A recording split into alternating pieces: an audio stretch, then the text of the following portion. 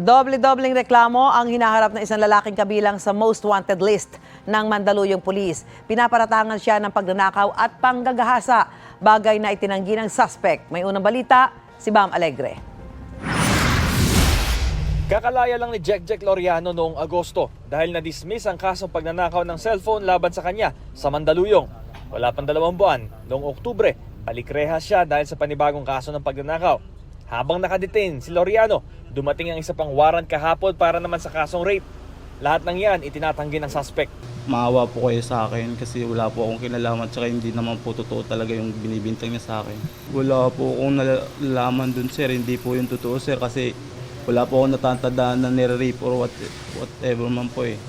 Kasama sa most wanted list ng Mandaluyong Police si Loriano. Base sa impormasyon mula sa pulisya, nagka-chat sa internet ang suspect at biktima.